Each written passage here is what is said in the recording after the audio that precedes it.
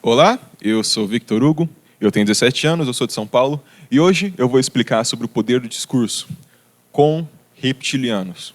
E eu sei, pode parecer estranho o tema de primeira, mas eu creio que quando acabar vai fazer sentido.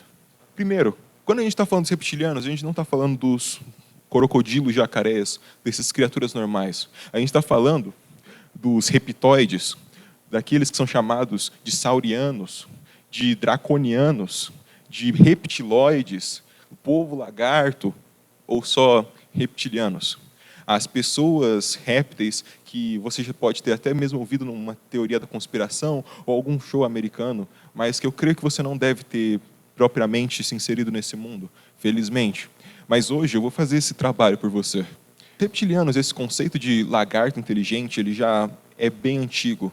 A gente tem a serpente, que está no Jardim do Éden, a gente tem as nagas, a gente tem os múltiplos dragões durante muitas culturas, mas quando a gente fala dos reptilianos como um negócio moderno, a gente leva em consideração duas coisas.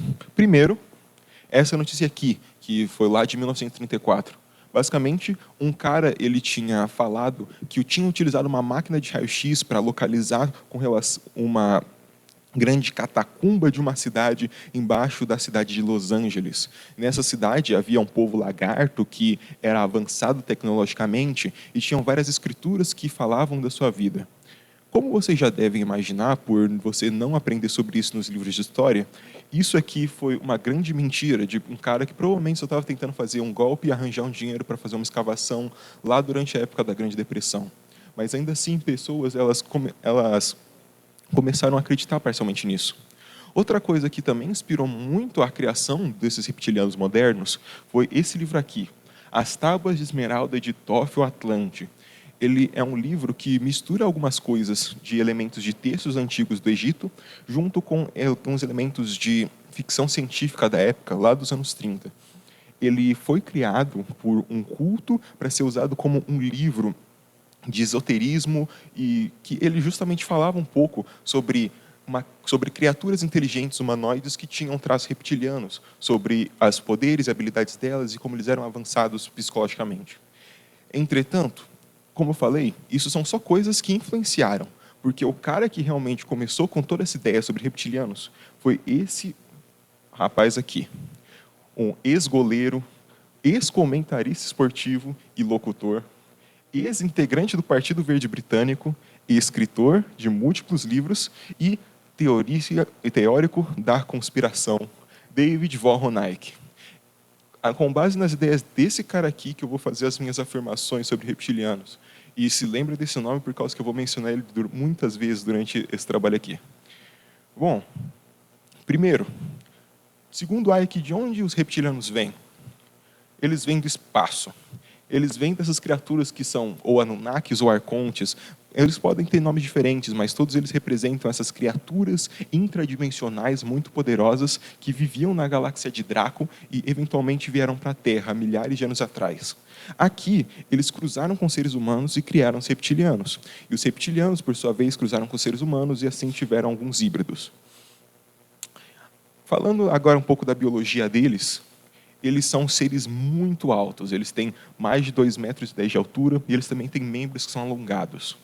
Como o próprio nome deles sugere, a aparência natural deles lembra de um lagarto, seja por suas escamas, seja por seus dentes e garras, seja por sua reprodução ovípara, mas os detalhes que importam mais são seus olhos, que eles demonstram bastante da sua natureza, e a sua alimentação, que se baseia em energia negativa. E isso vai ser, eu vou tocar nisso um pouquinho depois nessa apresentação também.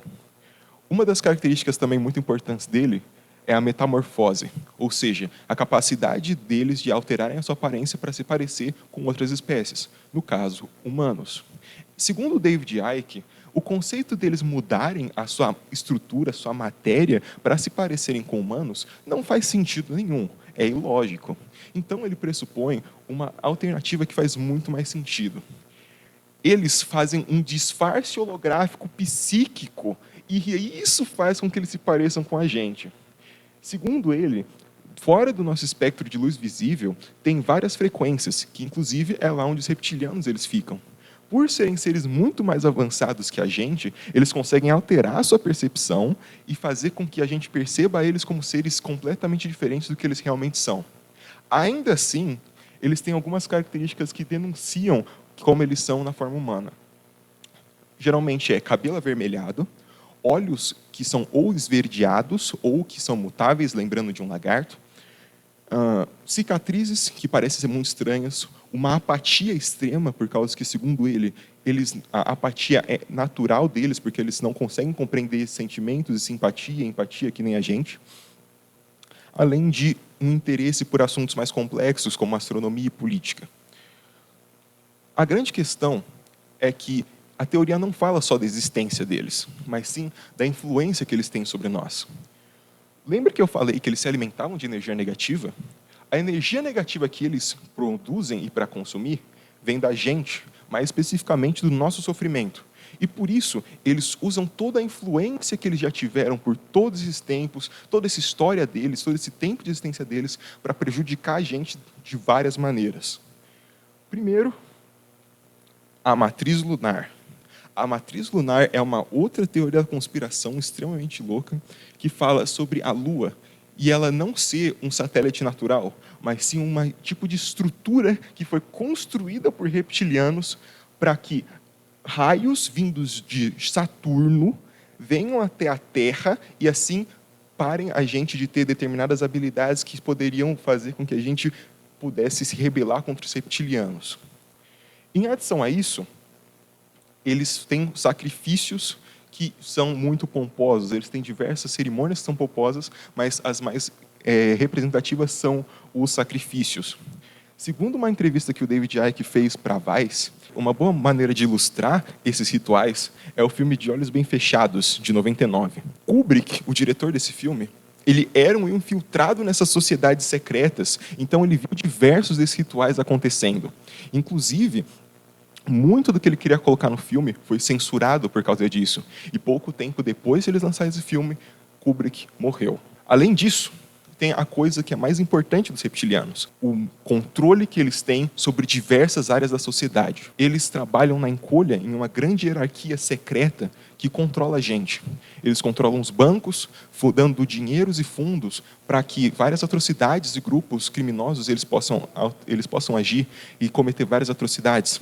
Eles controlam a política, por causa que muitos dos reptilianos eles são políticos. E se eles não são políticos, eles têm associados que são. Eles controlam a religião, por causa que com a adoração das pessoas, eles conseguem não só absorver energia, mas também criar diversos conflitos entre as religiões. Eles conseguem controlar também a medicina, fazendo remédios, vacinas e doenças que vão nos enfraquecendo e nos matando com o tempo. Eu creio que, nesse ponto, tá bom de ouvir sobre loucura, né? Então, vamos mudar um pouquinho de assunto? Vamos falar sobre as coisas que são criticadas nessa teoria e nesse cara, que, obviamente, é além de ser toda essa loucura. Primeiro, Icke ele fala sobre esse livro aqui, essas publicações, Os Protocolos dos Sábios de Sião. Essa publicação ela é uma das maiores propagandas antissemitas da história. Ele justamente fala sobre um grupo de judeus, ou melhor, fala que os judeus, como um todo, eles são um grupo, uma sociedade que controla múltiplas áreas da sociedade. Consequentemente, alterando vários eventos e fazendo várias atrocidades para causar sofrimento para a gente. Só com essa descrição você já pode ver que essa teoria dos reptilianos puxou muito disso. E embora esse livro seja obviamente provado como errado, Icke ele fala que esse livro está completamente correto e os conteúdos lá dentro são verdade, embora ele use um outro nome para se referir a esse livro. Além disso, nas suas publicações, ele fala muito sobre famílias judaicas, e muito mais que outras famílias ricas, que são americanas ou de outras ascendências.